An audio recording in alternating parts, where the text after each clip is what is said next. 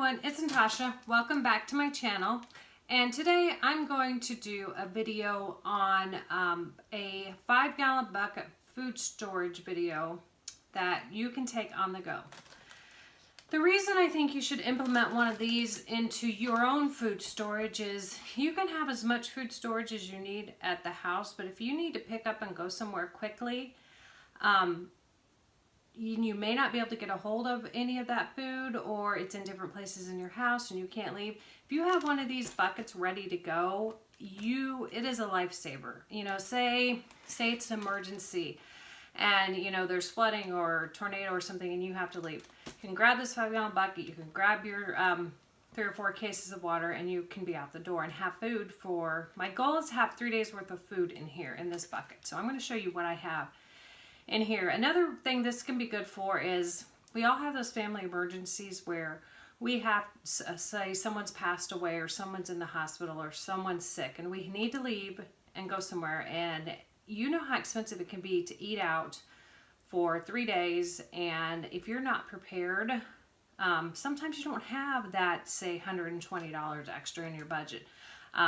We all should have money put back, but realistically, sometimes we just can't, and other emergencies have taken precedence and our cash flow is depleted and we need to be prepared. So I'm always one for being prepared and being prepared in different ways and in different levels. And so I put together this bucket, and now this is my husband and I that live here. So I would say one 5-gallon bucket would cover 2 people for 3 days. If my kids were both at home, I would put together 2 5-gallon buckets so that we would have enough food for 4 people for 3 days. It's 3 buckets for 6 people, and on and on. You know where I'm going with this. So, and you can also use a tote or something like that. But I would make sure if you're going to use a tote that it's solid and that the lid snaps on very tight so rodents and things can't get into your food storage bucket, because I store these in my extended pantry closet, but some people don't have options for that. They have to store them in their garage or their basement or whatever. So they've got to be solidly sealed. So let's start with what is in the bucket. So I have some crackers in here. Now this bucket you're going to have to go through every few months, take out the stuff that's near expiring and replace it. So make sure that you are checking your bucket. You can also go through and vacuum seal these too, make sure that they're even, it's going to stay fresh or warm.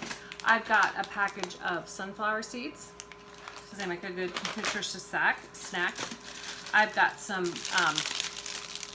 protein bars. They've got 12 grams of protein in them, so they can be breakfast, a snack, or a quick meal. I've got another package of crackers because I put 2 cans of tuna in here. Now, if you have your food storage food bucket, you're also going to need a way to prepare this food. Most of it pretty easy and can be prepared right away, but some things you're going to need to mix up, you're going to need to heat up, you're going to need to rehydrate, that sort of thing. So I would suggest also putting together a kitchen on-the-go bucket, and I'll show you that in another video. Thing of mayonnaise. So you've got the mayonnaise and the pickle relish and the tuna and the crackers. So there is a meal that you'll have. I've got some, I love salmon, so there's some salmon fillets, smoke flavored, so that more protein, and another meal idea. Here's some peanut butter. Now we don't have peanut allergies, but if you have peanut allergies, or like my daughter's boyfriend has peanut allergies, use a different type of spread. That works. So let's see, what else do I have in here? I have cheesy tuna melt and crackers. One of these would make a quick snack or lunch. And then I have, for breakfast, I have some oatmeal variety packs.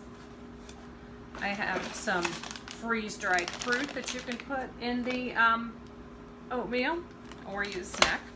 And then I've got some shelf-stable milk for the oatmeal. Now, I also have, besides the shelf-stable milk, I also have some powdered milk.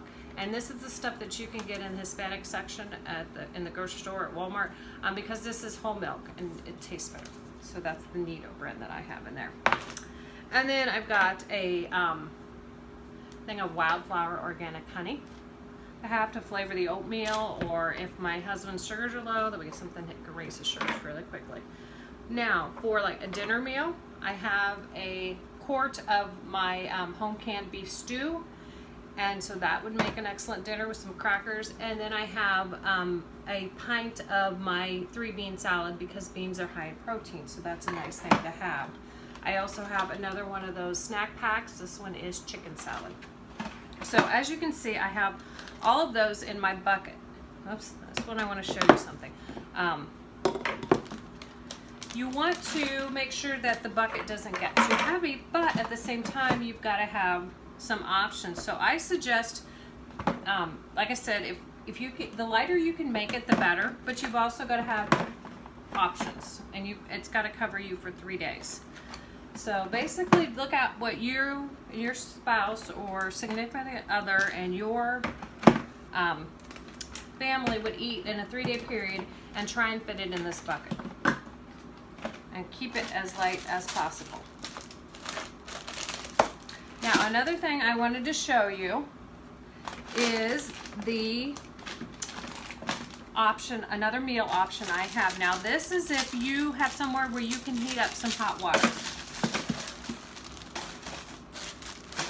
Okay. If you can heat up some hot water, then you can make this meal and include it as part of your bucket. Now, I have it prepared a couple different ways. Basically what it is one of these spaghetti classic dinners that I got from the dollar store, and you can make up your own. Trust me, you don't have to use one of these. I just did it for the simplicity of the video. So what I did was I took it out of the package and I put it in this quart jar.